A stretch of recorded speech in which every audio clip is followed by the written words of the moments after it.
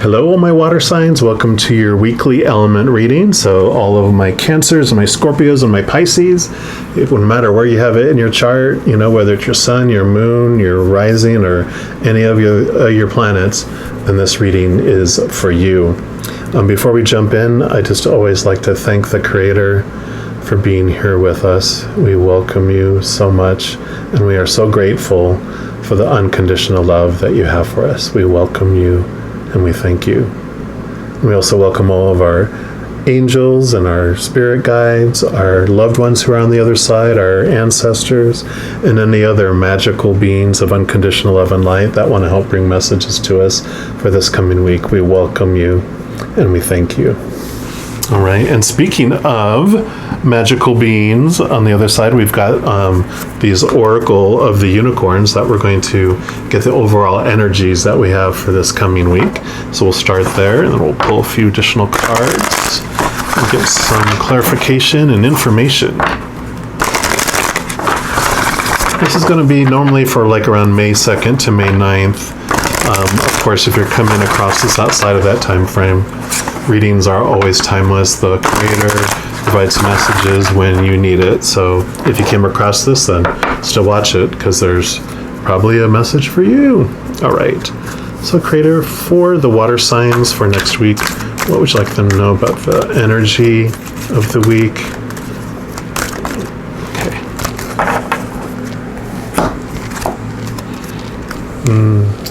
Sanctuary.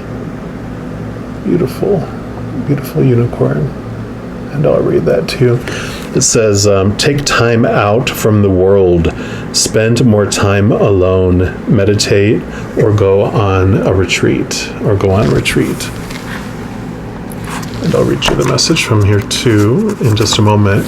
So yeah, I really feel, I just did the air signs, and they kind of had a little bit of the same message about, they got the Hermit, which is stepping away, and inner reflection, allowing things. And I really feel, especially I have a ton of water in my chart, so with us water signs that we have, emotions can become so overwhelming that sometimes we do need to step away from everywhere, because we can't help but feel the emotions of the world. And so when we're watching news or around people, around groups or whatever, we're feeling all their emotions, and we're really good at swimming through those waters because it's who we are and we've been doing it for so long.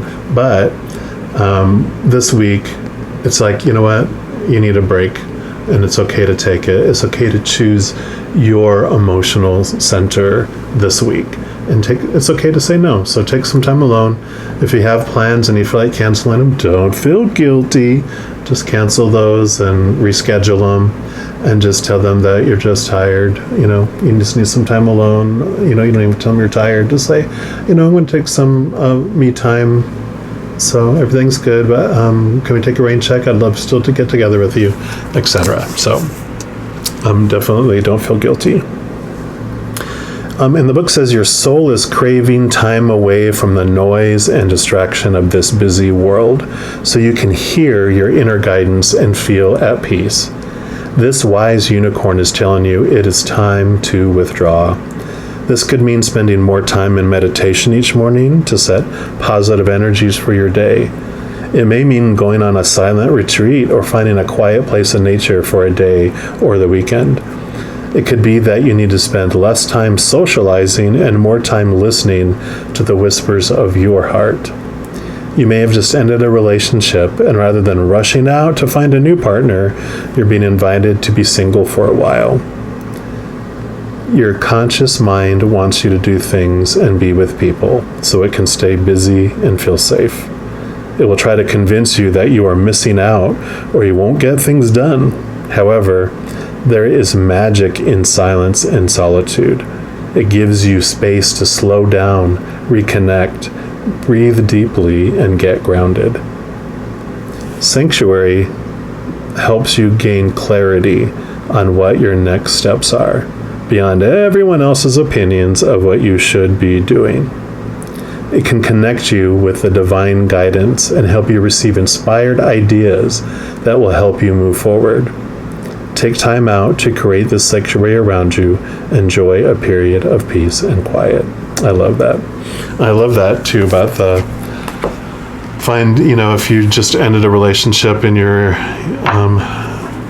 I'm like a recovering serial monogamist. I was single until I was 29, and then I went from person to person to person. I never was hardly ever without a relationship for probably about a decade, and I had this pattern of was with someone for 3 years, and then with someone for 1 year, and then with someone else for 3 years, and with someone for 1 year, and then I was single for 3 years, and then was with someone for a year, and then after that, I just been single ever since for about a decade, and just doing a lot of inner searching.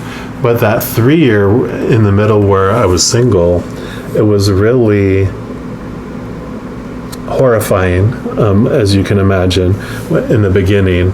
But the longer it went on and the more time I spent with myself and not feeling needy and not feeling like I couldn't breathe if someone wasn't my oxygen, you just start to find out who you are, and you start to see those little red dashes that were flying by you.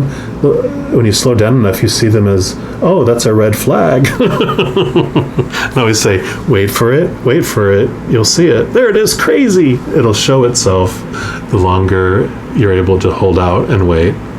And of course, everyone's our mirror. So when I saw the crazy, I got to see the crazy in myself, which was that people on the outside are supposed to fulfill me. But I discovered that I'm the one that gets to fulfill me.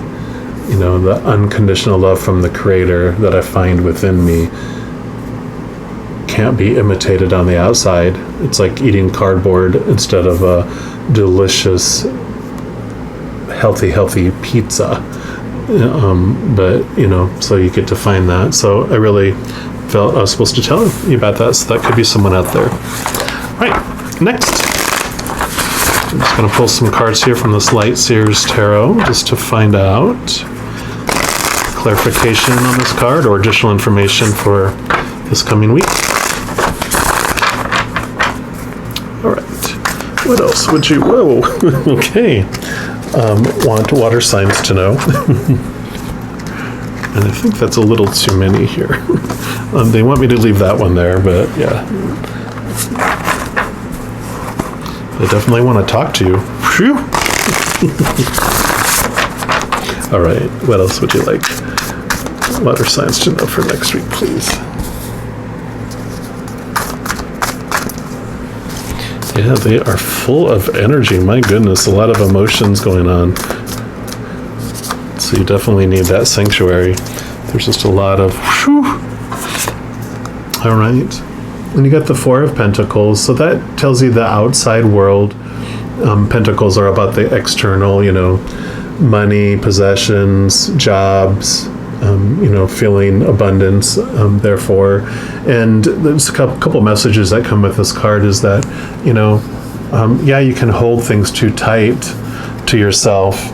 You can kind of see that there's some people here headed your way, and you're like, oh my God, I got to protect my stuff. But you have enough where you can even give some away. And you don't need to look at this village out here in this town and go, okay, I don't have enough. I'm supposed to have what they have too.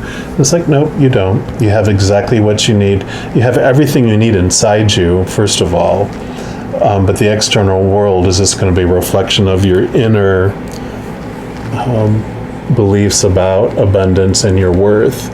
So, it's good to take, I love that this is almost like, take some time away from the city, away from all that rat race out there of all those people competing, and just know that you have what you need inside you. It's like you're holding your soul and you're like, yep, I've got what I need in this soul purse, everything inside of me. And then you've got the Ten of Swords, which is usually they have like someone laying down and all the swords are, have stabbed them in the back and they're laying there almost lifeless. But they're not dead. They just have had so many thoughts and beliefs, which that's what all these crows are on here, are all the mindsets, all the supposed to be's, all the need to be's, all the shoulds. And totally, makes sense that, you need some time away because you got so much on your mind that is igniting so much emotion inside of you that you get to just take some time away and kind of see if I can get out of your mind and just enjoy nature, enjoy the breeze, enjoy just being without all those thoughts. So it's time to get out of our head this week, and because that's what's kind of rattling your cage. It just almost feels like your head is spinning, and all these thoughts keep looping and looping and looping. So I really feel something that you can do to help get this out of your mind is to write it down, whether it's a journal or it's just a list. Sometimes because our mind is looping, 5 things feels like 50 because it's looped 10 times, right? So when you write it down, you realize, okay, there's really only 5 things. It felt like there was more, but when you write it down, it gets out of your head. And your brain is, as smart as it is, it knows once it's written down, it doesn't have to hold on to it and keep looping it to keep you remote so you can remember it. It's like, oh, you have it written down. I'm done. Let's think about something else. So a little bit of a tidbit there from an Aquarian who thinks a lot. Yep, and then you got the 5 of Cups here too, which totally coincides with this for me, because what I see with this is the hole in our heart, the size of the Creator, and all these other bowls are things that we've tried to fill it with on the outside, but those things can't fulfill us. Those things do leave us feeling empty because the external things are not eternal. I always refer them to like their Chinese food. They might feel like they fill you for a moment, but you're going to be hungry very soon thereafter.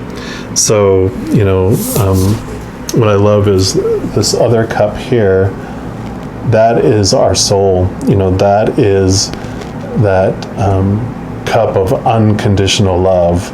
That is what we're searching for. Those other ones, those other 4 cups, are the things that we're taught on the outside that are supposed to make us feel whole. Like we're told that being with that person or having a boyfriend, girlfriend, spouse, that's supposed to make you happy, or having friends that are like family, or family that love you, and all that. But people are unstable. They change or they pass away, right? And then we're taught situations are supposed to make us feel whole, like jobs or homes or positions, in society or whatever it might be. But those things, we know nothing ever stays the same. Things are always fluctuating. This last year or so has really taught the world that you can't really depend on anything staying the same. The only thing you can know for sure is that change is going to happen.